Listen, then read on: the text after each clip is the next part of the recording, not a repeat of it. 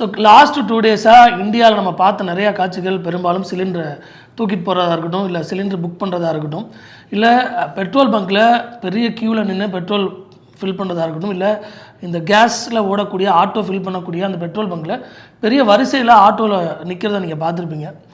இதுக்கு காரணம் என்ன அப்படின்னு தெரிஞ்சுக்கிறது தான் இந்த வீடியோவை தொடர்ந்து பாருங்கள். மறக்காமல் நம்ம சேனலை சப்ஸ்கிரைப் பண்ணிங்க. இதுக்கான காரணம் நம்ம நிறைய பேருக்கு தெரிஞ்சிருக்கும். குறிப்பாக ஈரான், அமெரிக்கா, இஸ்ரேல் சண்டை தான் இதுக்கான காரணம். இது மேலோட்டமாக பார்த்தா நமக்கு தெரியும்.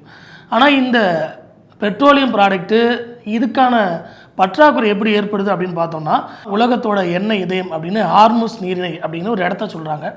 இது எங்கே இருக்குது அப்படின்னா, ஈரான் ஓமனுக்கு இடைப்பட்ட பகுதியில் இருக்கக்கூடிய ஒரு நீரிணை தான் இது.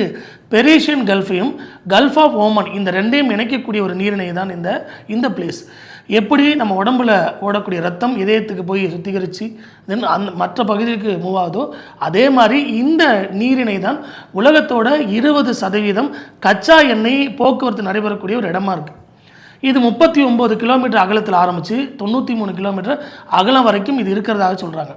இதில் ஏறக்குறைய ஒரு 3 கிலோமீட்டர் தான் இந்த கப்பல் போக்குவரத்துக்காக ஒதுக்கப்பட்டிருக்கு. அது பெரும்பாலும் ஈரானை சார்ந்து இருக்கிறதாக சொல்கிறாங்க. இந்த பகுதியில் தான் இந்தியாவுக்கு 55% முதல் 65% வரை இந்த எரிபொருள் அப்படிங்கிறது நமக்கு டிரான்ஸ்ஃபர் நடக்குது. ஸோ இந்த இடம் ஈரான் நாங்கள் இனிமேல் பயன்பாடுக்கு விட மாட்டோம், இந்த இடத்த நாங்கள் அடைக்க போகிறோம் அப்படின்னு சொல்லி ஈரான் இந்த பகுதியை முழுவதும் கட்டுப்பாட்டில் எடுத்துருச்சு.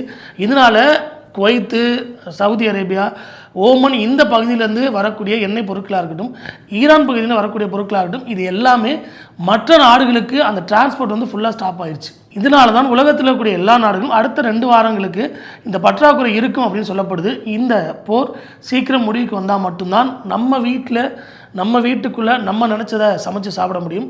கடைகளில், ஹோட்டல்ஸை திரும்ப ரீஓப்பன் பண்ணுவாங்க. ஸோ போர் சீக்கிரம் முடியும் அப்படின்னு நம்புவோம். நன்றி.